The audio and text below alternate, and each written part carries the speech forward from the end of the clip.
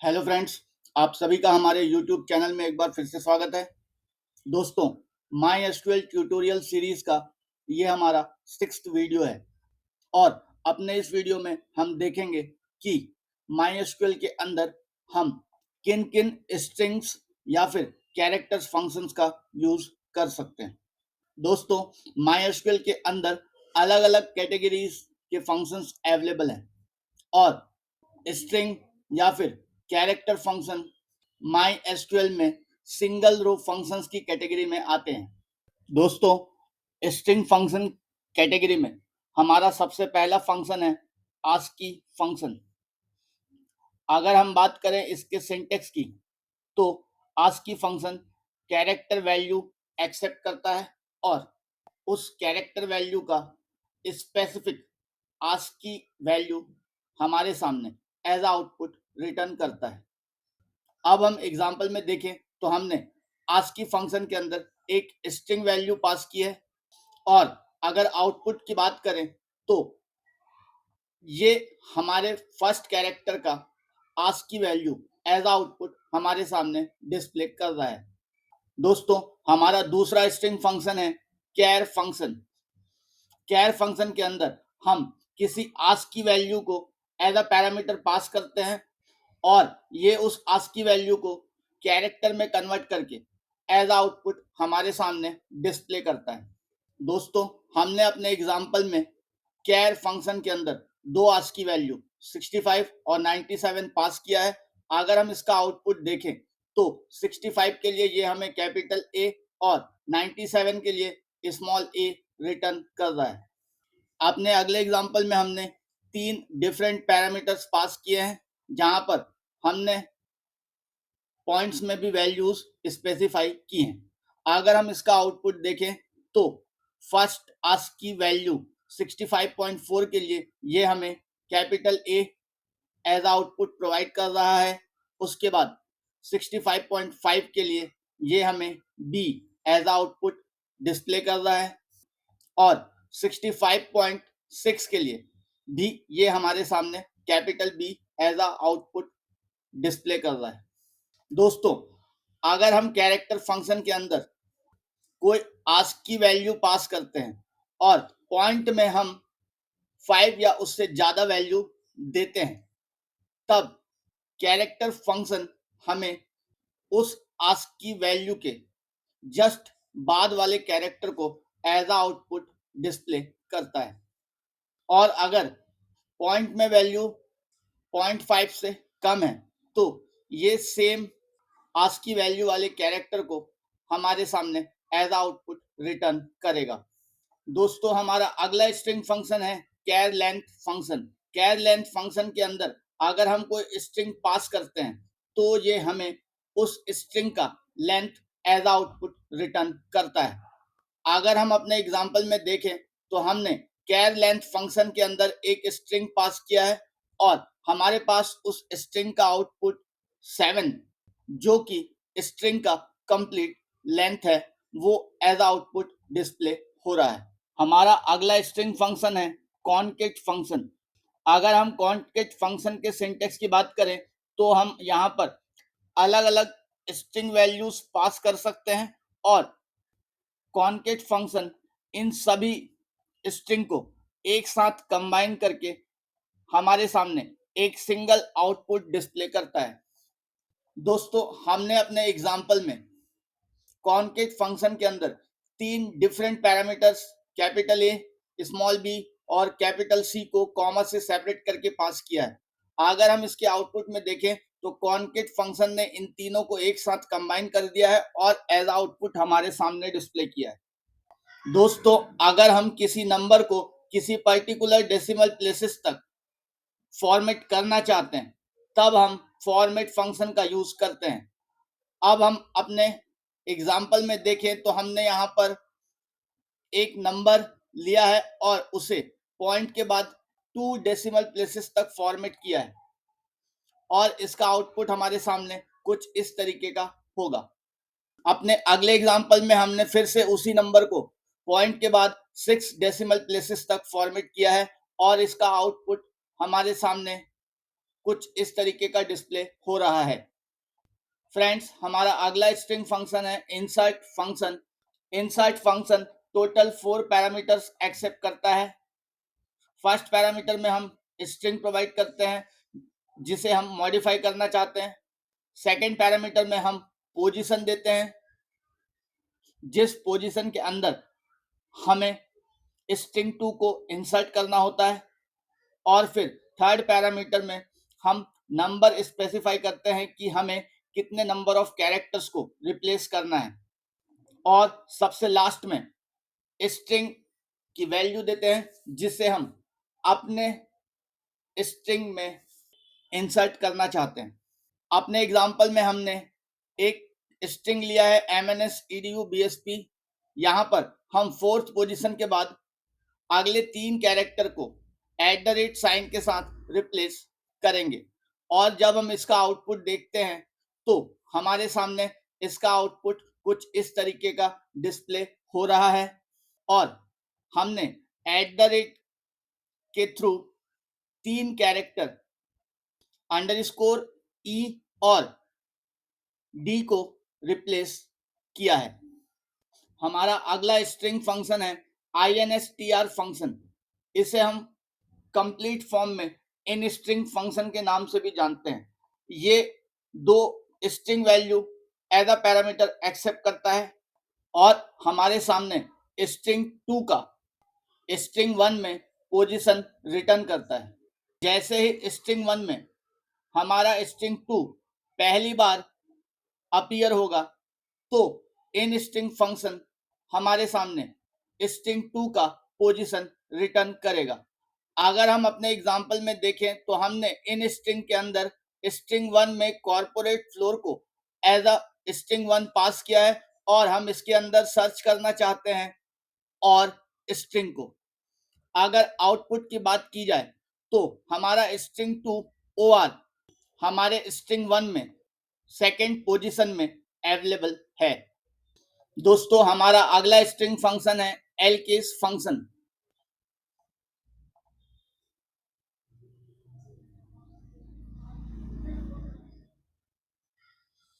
LCase function को string value accept करता है और ये फंक्शन उस स्ट्रिंग को लोअर केस में कन्वर्ट करके एज आउटपुट हमारे सामने डिस्प्ले करता है। फ्रेंड्स, LCase फंक्शन की जगह हम लोअर फंक्शन का भी यूज कर सकते हैं। अपने एग्जांपल में देखें तो हमने यहाँ पर LCase फंक्शन के अंदर एक स्ट्रिंग जो कि अपर केस में है उसे पास किया है और आउटपुट में हमारे पास वो स्ट्रिंग लोअर केस में कन्वर्ट होने के बाद डिस्प्ले हो रहा है। दोस्तों, हमारा अगला स्ट्रिंग फंक्शन है लेफ्ट फंक्शन। लेफ्ट फंक्शन में हम एक स्ट्रिंग वैल्यू पास करते हैं और फिर उसके बाद हम एक नंबर पास करते हैं जो हमें ये बताता है कि हम उस पर्टिकुलर स्ट्रिंग में लेफ्ट साइड से कितने कैरेक्टर्स को एक्सट्रैक्ट करना चाहते हैं। दोस्तों, हमने अपने कमांड के अंदर लेफ्ट फंक्शन के अंदर एक स्ट्रिंग पास की है और नंबर में हमने पास किया है 3। अगर हम इसके आउटपुट में देखें तो हमारे पास स्ट्रिंग के first 3 characters as output display हो रहे हैं। दोस्तों, अपने अगले एग्जांपल में हमने फिर से एक स्ट्रिंग पास किया है और नंबर में हमने पास किया है 6 और अब लेफ्ट साइड से हमारा पूरा स्ट्रिंग एज आउटपुट डिस्प्ले हो रहा है। दोस्तों, अपने अगले एग्जांपल में हमने फिर से एक स्ट्रिंग पास करने के बाद नंबर में पास किया है 6 और हमारे आउटपुट में हमारा पूरा स्ट्रिंग डिस्प्ले हो रहा है। फ्रेंड्स, हमारा अगला स्ट्रिंग फंक्शन है लेंथ फंक्शन जो कि char लेंथ फंक्शन के जैसा ही है।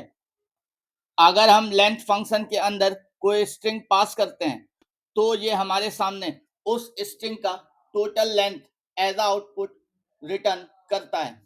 दोस्तों, अपने कमांड में हमने लेंथ फंक्शन के अंदर एक स्ट्रिंग पास किया है और हमारे सामने उस स्ट्रिंग का length 7 as a output display हो रहा है। दोस्तों, हमारा अगला स्ट्रिंग फंक्शन है लोकेट फंक्शन। लोकेट फंक्शन का यूज करके हम एक स्ट्रिंग के अंदर एक सब स्ट्रिंग को सर्च कर सकते हैं और इसके लिए हमें स्टार्टिंग पोजीशन देने की जरूरत होती है। अगर हमने स्टार्टिंग पोजीशन नहीं दिया है तो ये पोजीशन बाय डिफॉल्ट 1 होती है। अगर हम अपने एग्जांपल में देखें तो हमने स्ट्रिंग कॉर्पोरेट फ्लोर के अंदर थर्ड पोजीशन के बाद एक सब स्ट्रिंग OR को सर्च किया है और हमारा सब स्ट्रिंग OR थर्ड पोजीशन के बाद स्ट्रिंग के अंदर फिफ्थ पोजीशन पे अवेलेबल है।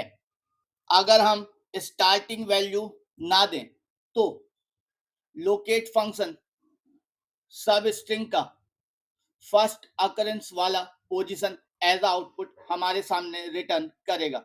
OR का फर्स्ट अकरेंस कॉर्पोरेट फ्लोर के अंदर सेकंड पोजीशन में है।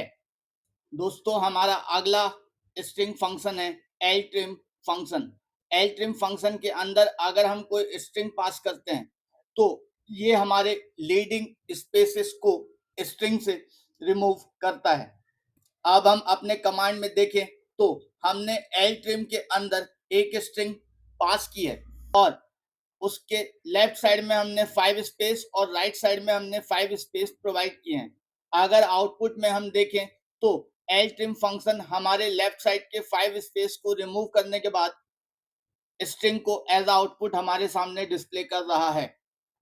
हमारा अगला फंक्शन है मिड फंक्शन और मिड फंक्शन के सिंटेक्स में देखें तो हम एक स्ट्रिंग पास करते हैं और फिर स्टार्टिंग पोजीशन देने के बाद हम total number of length provide करते हैं और ये लेंथ वही लेंथ है जितने कैरेक्टर्स हम किसी स्ट्रिंग से एक्सट्रैक्ट करना चाहते हैं। अब हम अपने कमांड में देखते हैं तो हमने एक स्ट्रिंग पास की है और फिर उसके बाद स्टार्टिंग पोजीशन दी है 5 और हम टोटल 3 कैरेक्टर्स हमारे स्ट्रिंग से एक्सट्रैक्ट करना चाहते हैं। और अब हम आउटपुट में देख सकते हैं कि हमारे स्ट्रिंग में फिफ्थ पोजीशन से 3 कैरेक्टर एज आउटपुट डिस्प्ले हो रहे हैं। अपने अगले एग्जांपल में हमने स्ट्रिंग में सेकंड पोजीशन से स्टार्ट करके टोटल 6 कैरेक्टर एक्सट्रैक्ट करने के लिए कमांड लिखा है और हमारे सामने इसका आउटपुट कुछ इस तरीके का डिस्प्ले हो रहा है, जहां पर स्ट्रिंग में सेकंड पोजीशन से स्टार्ट होकर टोटल 6 कैरेक्टर्स हमारे आउटपुट में हैं। हमारा अगला फंक्शन है राइट फंक्शन। राइट फंक्शन के सिंटेक्स की बात की जाए तो हम एक स्ट्रिंग पास करते हैं और फिर उसके बाद टोटल नंबर ऑफ कैरेक्टर्स पास करते हैं और हमारा फंक्शन उस स्ट्रिंग में राइट साइड से उतने नंबर ऑफ कैरेक्टर्स एक्सट्रैक्ट करके हमारे आउटपुट में डिस्प्ले करता है।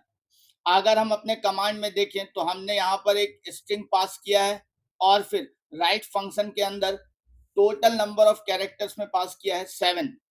जब हम इसका आउटपुट देखते हैं तब हम ये पाते हैं कि हमारे स्ट्रिंग में राइट साइड से टोटल 7 कैरेक्टर्स हमारे आउटपुट में डिस्प्ले हो रहे हैं। हमारा अगला फंक्शन है rtrim फंक्शन। अगर हम rtrim फंक्शन के अंदर कोई स्ट्रिंग पास करते हैं तो हमारा ये फंक्शन उस स्ट्रिंग से ट्रेलिंग स्पेसेस को रिमूव करने के बाद हमारे स्ट्रिंग को एज आउटपुट हमारे सामने डिस्प्ले करता है। अब हम अपने कमांड की बात करें तो हमने यहाँ पर फिर से एक स्ट्रिंग पास किया है और लेफ्ट साइड में 5 कैरेक्टर्स और राइट साइड में 5 कैरेक्टर्स स्पेसिफाई किया है।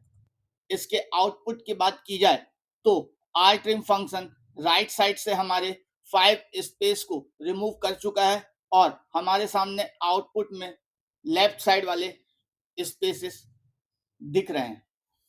हमारा अगला फंक्शन है सब स्ट्रिंग फंक्शन। हमारा ये फंक्शन मिड फंक्शन की तरह ही काम करता है।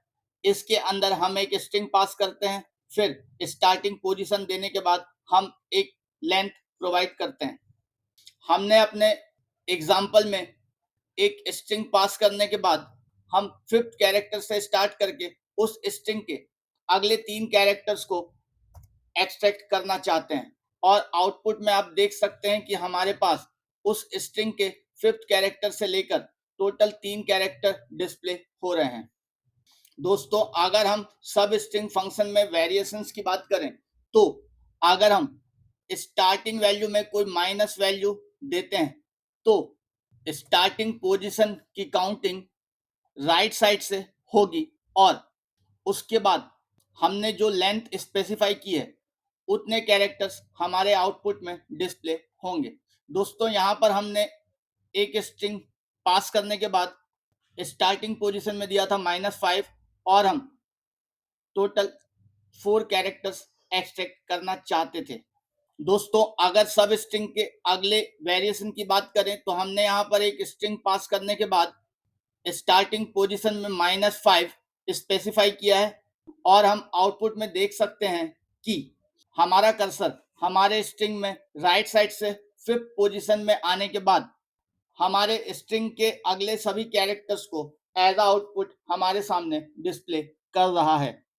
हमारा अगला फंक्शन है ट्रिम फंक्शन और अगर हम ट्रिम फंक्शन के अंदर कोई स्ट्रिंग स्पेसिफाई करते हैं तो ट्रिम फंक्शन हमें लीडिंग और ट्रेलिंग स्पेसेस को रिमूव करने के बाद उस स्ट्रिंग को एज आउटपुट हमारे सामने डिस्प्ले करता है।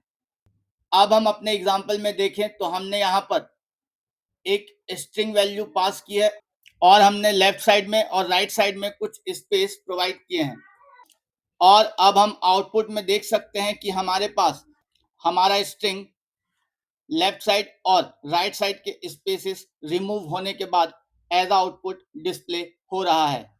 दोस्तों ट्रिम फंक्शन में भी हमारे पास अलग अलग वेरिएशंस हैं। दोस्तों ट्रिम फंक्शन में भी हमारे पास अलग अलग ऑप्शंस अवेलेबल हैं जिनके थ्रू हम स्पेसेस को रिमूव कर सकते हैं। तो आइए अब हम एक एक करके उन अलग अलग ऑप्शंस को देखते हैं।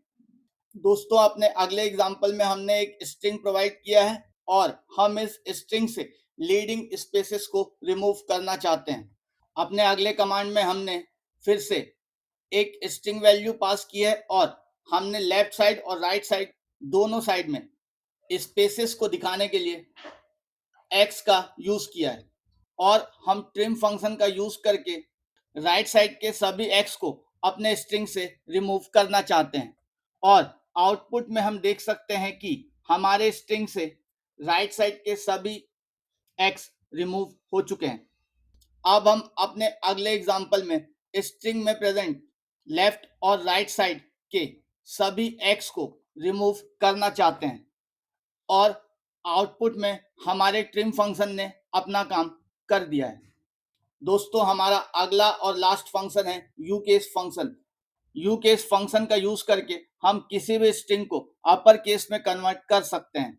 अगर हम अपने एग्जाम्पल में देखें तो हमने यहाँ पर यूकेस फंक्शन के अंदर लोअर केस में एक स्ट्रिंग को पास किया है और आउटपुट में यूकेस फंक्शन ने हमारे उस लोअर केस स्ट्रिंग को अपर केस में कन्वर्ट कर दिया है। दोस्तों उम्मीद है आपको हमारा ये वीडियो पसंद आया होगा। अगर आपके लिए हमारा ये वीडियो बेनिफिशियल है तो प्लीज इसे शेयर और लाइक करना ना भूलें। Thanks for watching our channel and video.